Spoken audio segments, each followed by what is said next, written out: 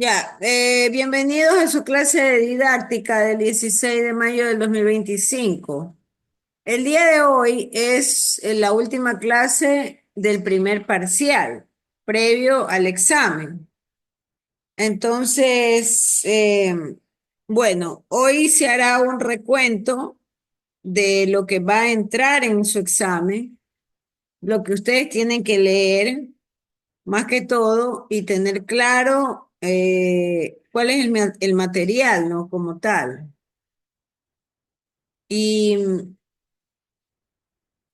hay una instrucción importante. El día lunes 26, según el programa, el cronograma es el examen después del feriado. Empieza el examen, entiendo, a las 6 de la tarde, me parece.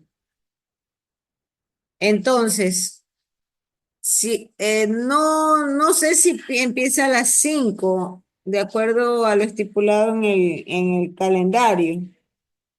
Si el examen empieza a las 5, el examen estará programado en plataforma a 1 hora, de 5 a 6.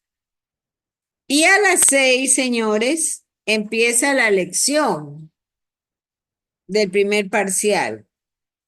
Es el mismo material, pero obviamente con diferentes preguntas.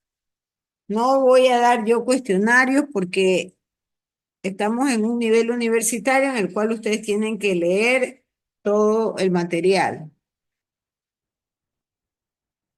Entonces, sí, Lunes 26 dijo mil, ¿verdad? Disculpe. ¿qué cosa? Lunes 26. Correcto, así es, sí. Lunes 26. Entonces, lo que ustedes tienen que Gracias. saber es que dependiendo del horario, si el horario arranca de 5 de la tarde a 6 el examen, pues la lección será de 6 a 7.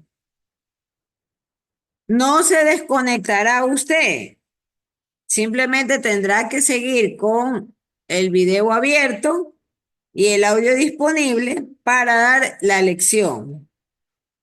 Y conforme vayan culminando la lección, ustedes dicen, por mencionar a alguien, Johnny Caiza ya terminó y yo le daré la instrucción para que se pueda retirar o desconectar. Aún no, Máster, me falta la última pregunta. Le falta la última pregunta. Entonces, cada quien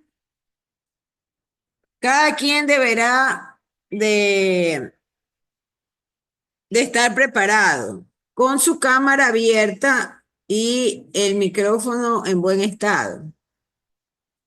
El reglamento es bien claro en esta parte. Aquí no es que el esfuerzo, no. Usted tiene que abrir la cámara y dar todo su examen abierto. Y por ende la lección. La lección también es con cámara abierta y con el micrófono también disponible, ¿no? Porque tiene que identificarse, decir su nombre, su apellido y si ya completó el examen o si ya completó la lección.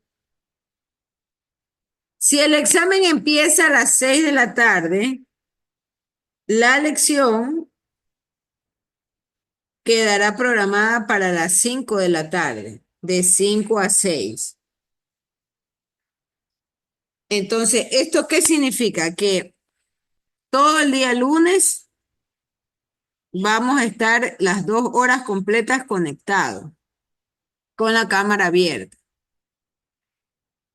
porque vamos a dar la lección final del primer parcial y el examen del primer parcial. Luego de eso, la primera sesión de clase será el viernes y ahí haremos la revisión de notas. Entonces, yo al señor Holguín le pasaré el cuadro de calificaciones para que él socialice, de manera que al llegar el día viernes, ustedes puedan, si tienen algo que reclamar, pues lo reclamarán. O en su defecto, acá en grabación, usted confirmará conocer y estar de acuerdo con los resultados. Para yo con eso luego subir a la plataforma. Esa es la forma en que vamos a llevar esta prueba del primer parcial y la lección del primer parcial. Entonces, ¿qué es lo que hemos visto hasta el momento?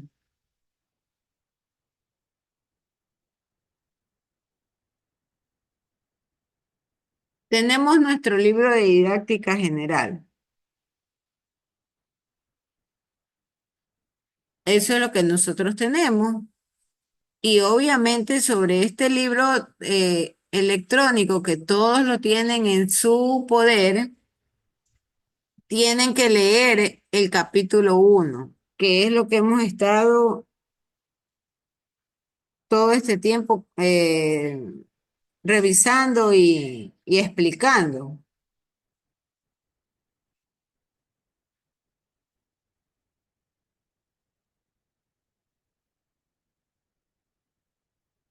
Ya. Entonces, en nuestro libro de didáctica general, tenemos el capítulo 1, que es la didáctica, la disciplina pedagógica aplicada.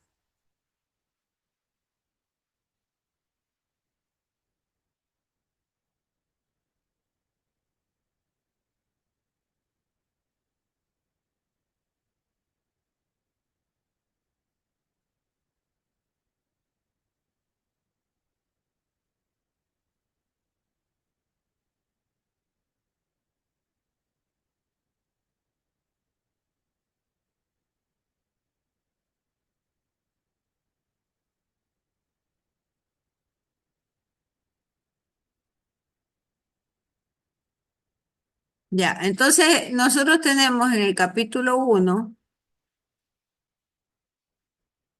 tenemos exactamente 13 temas que lo hemos ido desarrollando. A ver, perdón, no, esos son los temas en general.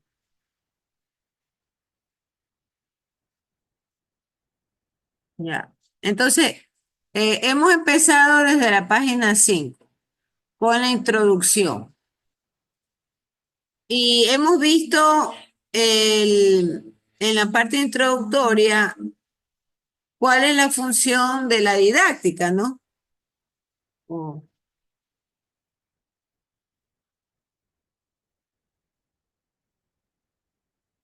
Y hemos revisado los objetivos de la didáctica, los objetivos del aprendizaje como tal.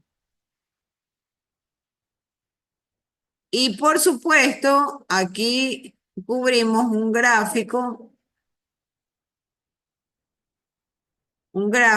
importante en donde mostraba cuál es la relación de la didáctica con otros aspectos importantes como es la parte tecnológica, eh, la parte artística,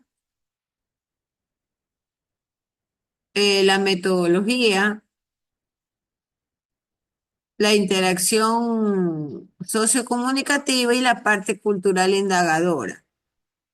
Y hemos estado en clase analizando, ¿no? Todo este tema de las líneas bidireccionales con respecto al uso de la tecnología en la didáctica. Vimos también el tema de la parte cultural indagadora del maestro y cómo las aulas pueden transformarse en un ecosistema como tal y cuáles son sus elementos. Entonces, este es un mapa representativo que nos sirvió también para poder analizar que la didáctica es una disciplina que implica un proceso, implica un ordenamiento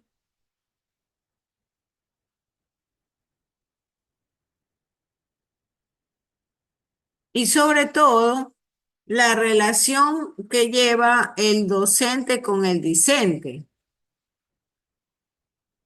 durante este proceso de aprendizaje formativo, ¿no?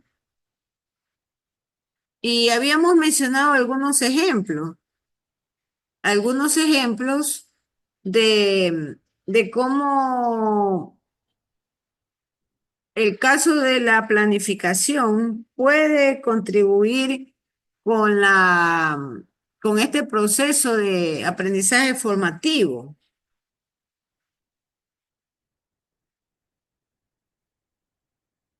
Todo esto es parte del capítulo 1 que usted debe de leer y revisar, ¿no? Para el examen, porque de aquí es que van a salir las preguntas. Hay en particular ciertas citas de autores que ilustran mejor estos conceptos, entonces usted debe de revisar estas citas.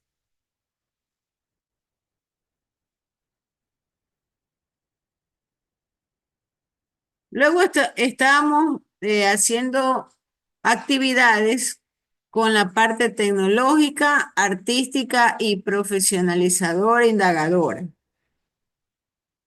que son las bases como tal en el gráfico de la didáctica. Y en su libro, en la página 8 empieza lo que es la explicación de este ítem, ¿no? Y empezaba con la parte tecnológica.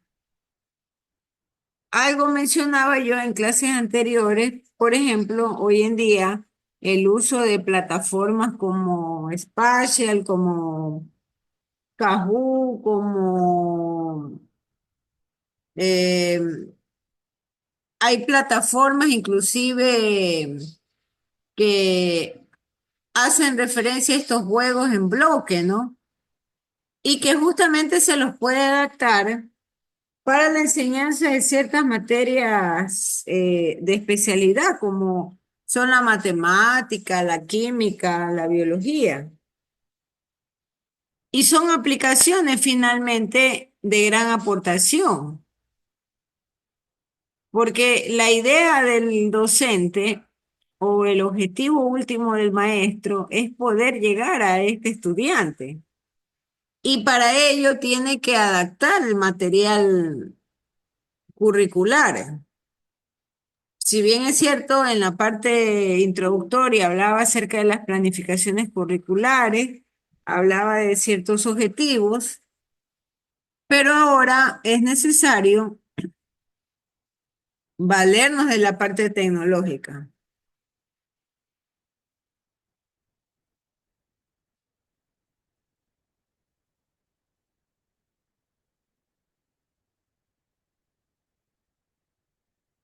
Y la visión tecnológica justamente ayuda no solo a la aplicación de los aprendizajes, de los tipos de aprendizaje que hay, sino que además logra alcanzar la valoración de la parte teórica aplicada con su fundamento.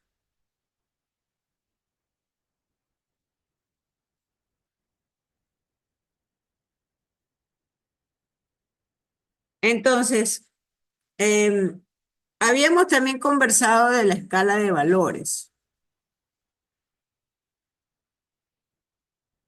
y nos habíamos referido exactamente a que la parte cultural tenía un rol fundamental e importante en la definición de escala de valores de cada individuo integrante de la clase. Recuerdo que inclusive habíamos mencionado que el hecho de las costumbres y el hecho de ciertas usanzas locales tenían una gran incidencia sobre la escala de valores. Y ahí es donde aparecen justamente los paradigmas. Estos paradigmas a los cuales hace referencia el libro de didáctica dentro de las instituciones educativas. Porque estamos tratando con un grupo de personas que plantean ideas y hay diferentes formas de planteamiento de estos conceptos o de la utilidad de estos conceptos. Y es ahí donde, la parte tecnológica también logra, oh, se, se ha detenido, logra justamente, a ver, por favor, sean respetuosos. Yo he insistido mucho.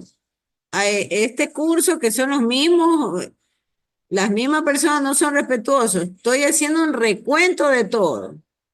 El compromiso de ustedes es escuchar todo lo que se está hablando en la clase.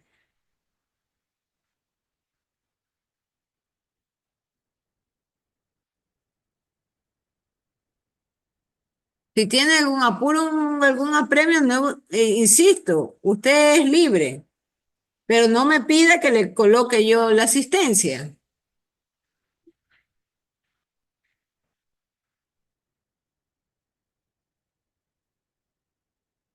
Pero tiene que haber un orden en la clase, no pueden actuar de manera irrespetuosa y hay que atender.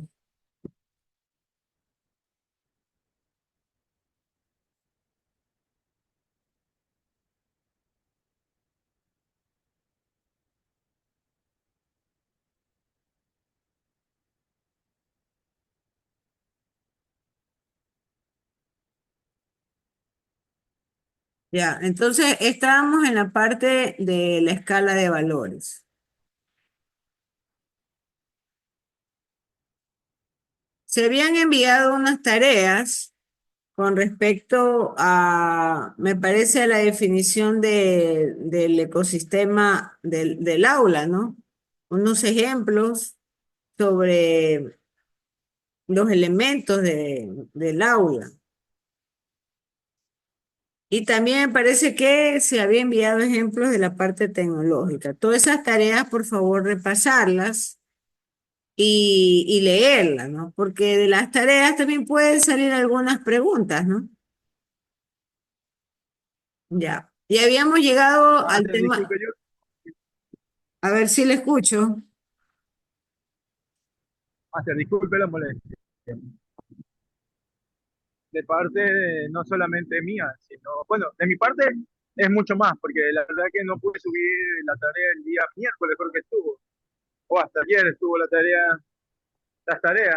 No sé si por ahí escuché a dos compañeros también que no pudieron subirlas por muchos problemas que uno tuvo por su internet. La verdad que yo no pude subirla, no le miento, yo no, yo no Pero la pude tienen que subir, subirla, pues, se me pasó por alto. tienen que subirlas. Lo Que que, lo ya no, único, lo único que va a suceder es que aparecen como atrasadas. por eso le digo, pero no, es que ya no se puede subirla, por eso pedirle de favor, la puede abrir. Sí se pueden subir, señor Vázquez. Lo que ocurre es que a mí me aparecerá como Ah, sí, sí, o tarea. sea, pero yo por eso le digo, yo por mi parte, yo le pido de mi parte, pero yo escuché a varios compañeros también que no pudieron subir porque Ya, tuvieron problemas con su vuelvo a celular. insistirle, yo no puedo quitar el mérito al que cumple el día que es y en los tiempos Claro, establecidos. yo siempre le he dicho eso que está bien, eso no hay ningún problema. Yo por eso le digo, yo por mi parte y por eso le estoy diciendo honesto de que yo no la pude subir, yo no alcancé porque la verdad que Suba su tarea. Lo que ocurrirá es que aparecerá un rubro en mi plataforma que dirá, esta tarea fue subida con un retraso de tantos días y tantas horas. ok, Master, disculpe la molestia, ¿sí? Eso es Sabes que como todo. hablo, Y de ahí se le calificará en función de eso, ¿no? claro, sí, Obviamente los Master. que estuvieron en el día y en el tiempo que, esos tienen su tarea sobre 10 y los que están retrasados, pues se les va a penalizar para que no tengan cero. Bien, entonces continuando con esto, el, vimos el tema de la parte artística y la transmisión también o la incidencia con respecto a la definición de la escala de valores. Y aquí hicimos un taller. Hicimos un taller en el cual participaron y que yo obviamente tengo una hoja resumen de la calificación de las personas que participaron. Eso también va a ir contabilizado. Y quedó una tarea en la cual ustedes tenían que investigar sobre 3 obras y definir qué tipo de sentimientos, qué tipo de colores o cuál era la impresión del artista como tal. Alguien por allí me decía, bueno, y todo ese ejercicio y todo esto del tema artístico, ¿qué tiene que ver con la didáctica? Fue en ese momento en el cual insertábamos el tema del uso de colores o lo que se le llama la policromía para nosotros poder trabajar justamente con los modelos en 3D de los óxidos. Y entonces allí enlazamos el tema de la perspectiva artística como tal, con este tema.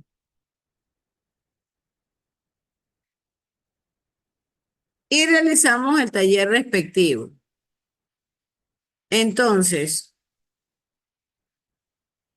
eh, nosotros hicimos un taller del cual también ya voy a repasar el material que se empleó para este taller. E hicimos nosotros una explicación importante de que finalmente vamos a ver en el siguiente parcial temas de redes semánticas. Allí tendremos muchos más talleres por cuanto tendremos que desarrollar grafos, mapas conceptuales y mapas radiantes. Y ahí veremos con más énfasis el tema de la parte artística y el uso de colores como tal, para podernos proyectar hacia los estudiantes y transmitirle de alguna forma a estas personas esa motivación apropiada e interés por la ciencia. Inclusive revisamos en estas clases un modelo del uso de un programa de diseño gráfico en el cual se hacía referencia al tema de los quarks. Y si bien es cierto, hace años solo se hablaba del átomo, hoy ya no solamente se habla del átomo, sino que se habla de una unidad más ínfima denominada quarks. Y al momento de romper el núcleo del átomo, no solamente tenemos la obtención de mayor cantidad de energía, sino que además esta energía puede ser canalizada de diferentes formas, ¿no? Justamente ahí es donde aparece el tema de la energía nuclear. Pero nosotros habíamos hecho todo este análisis en función del tema del rol artístico sobre la didáctica. También ahí estábamos revisando el tema de la didáctica como la parte cultural indagadora, que esto le corresponde al maestro, el docente que tiene que trabajar justamente con las usanzas y las costumbres de la localidad. Por ende, el docente trabaja con las familias y con los microgrupos de esa comunidad. Y lo hace no solo para poder lograr alcanzar el ordenamiento que exige la didáctica o la disciplina que exige la didáctica, sino que además lo hace dentro de un escenario, como dice su texto, de reflexión e indagación para poder contribuir al desarrollo profesional no solo del docente como tal, sino el desarrollo profesional de los estudiantes.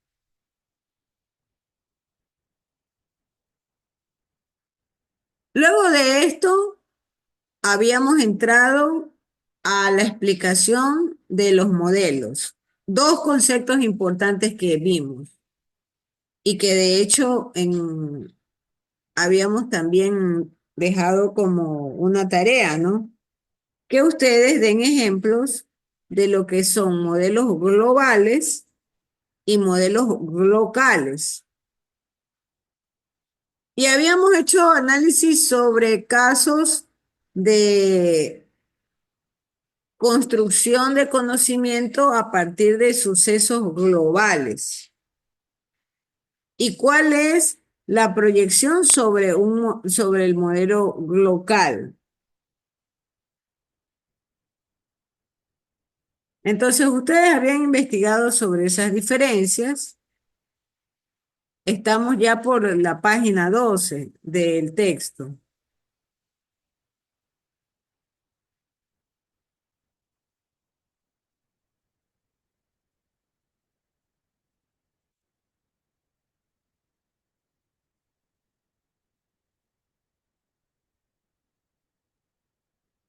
Luego de esto, habíamos nosotros revisado el tema de la definición del ecosistema del aula.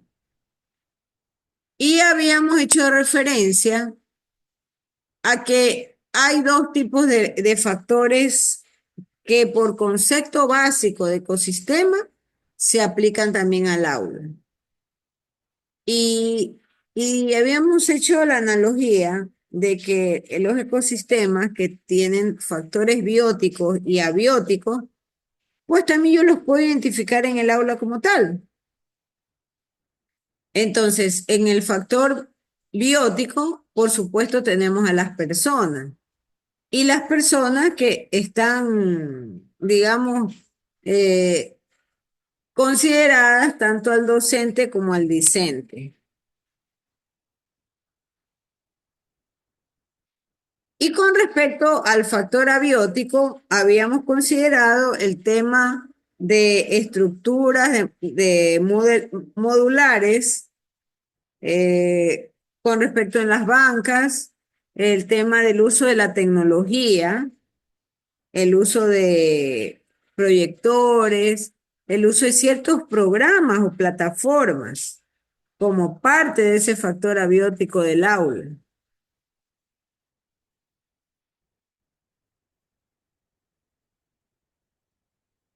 Y entonces se había realizado un análisis sobre la organización del aula. Y dentro de esta organización, por supuesto que el docente no solo tiene la responsabilidad de educar, sino que además indaga en la parte sociocultural cuál es el nivel tecnológico de esa comarca o de esa localidad frente a la cual está o frente a la cual tiene que dar esa respuesta o esa organización de conocimiento para que el ecosistema del aula con los estudiantes puedan tener un desenvolvimiento apropiado. Entonces, allí habíamos hecho un análisis sobre los roles de cada quien, ¿no?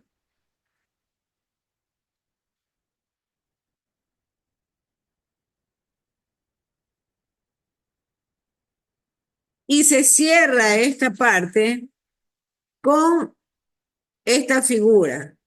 Esta figura en la cual nosotros tenemos el aula como un escenario en donde está la interacción tanto o la meta de la tarea formativa como la interacción. Y por un lado tenemos a los docentes y a los estudiantes. Y en los extremos tenemos a la comunidad a la cual pertenecen esos estudiantes y a la cultura con la cual estas comunidades han venido desarrollándose.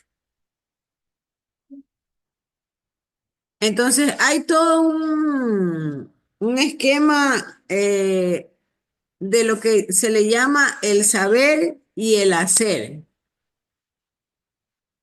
Y se combina justamente la práctica en el aula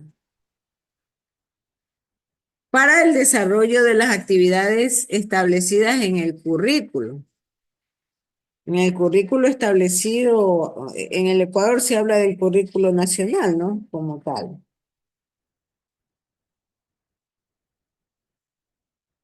Entonces,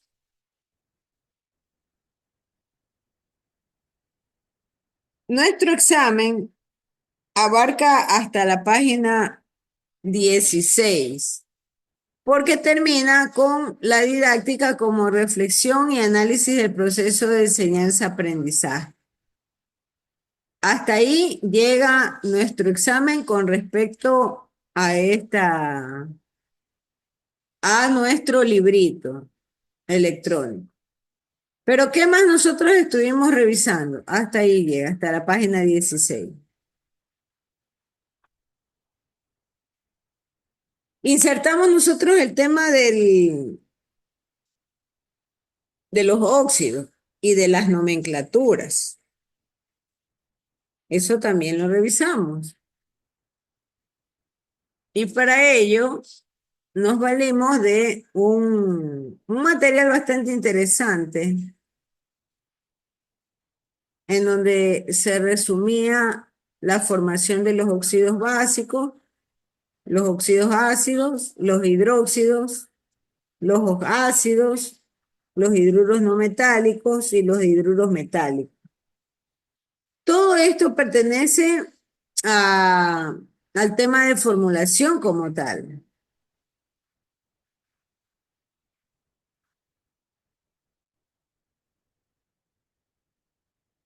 Entonces, nuevamente, yo creo que ese material le voy a pasar a don Jaime Andrés, para que él lo distribuya.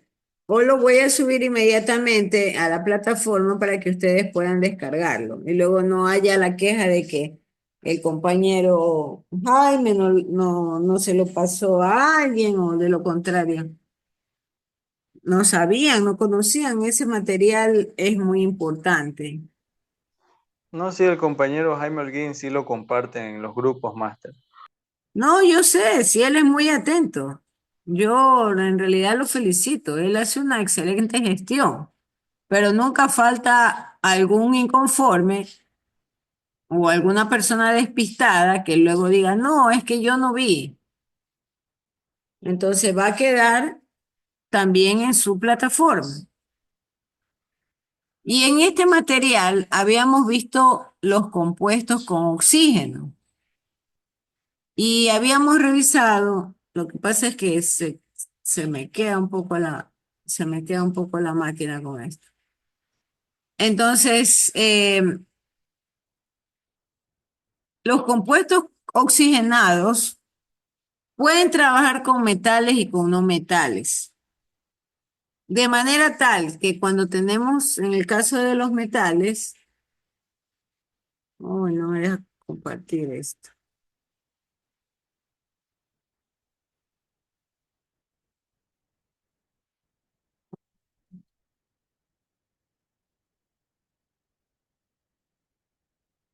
No. Bueno, entonces cuando yo tengo los metales, yo puedo ahí formar los óxidos básicos. Y cuando trabajo con el oxígeno y con los no metales, puedo yo formar los óxidos ácidos o anhidridos. A partir de estos óxidos, yo puedo sumarle moléculas de agua para formar lo que se conoce como hidróxido base cuando parto de un óxido básico. Y en el caso de los óxidos ácidos, al momento de añadir la molécula de agua, yo puedo formar el ácido o gácido. Entonces, estos eran temas de formulación. O no sé por qué no me deja.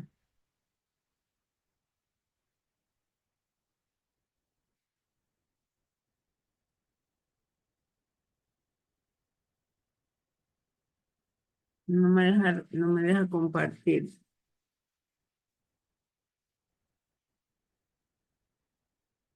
Bien, entonces, les decía en el recuento que avisar la importancia de los colores para la identificación de los elementos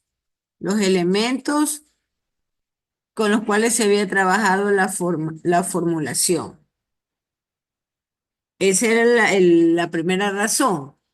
La segunda razón fundamental de realizar estos modelos tridimensionales era identificar la nomenclatura.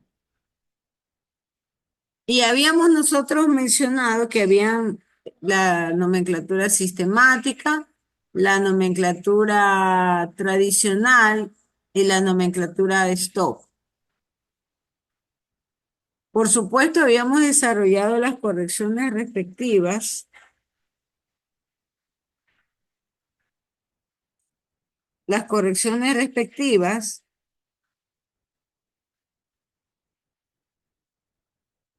Uy, no.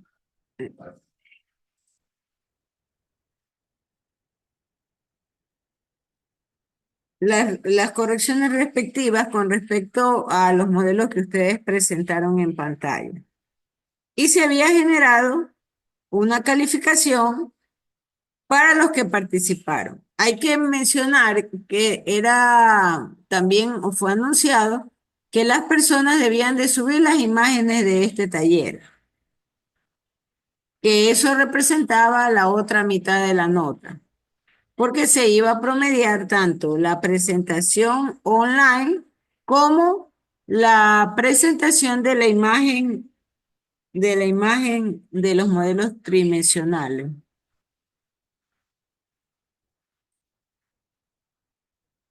Oh,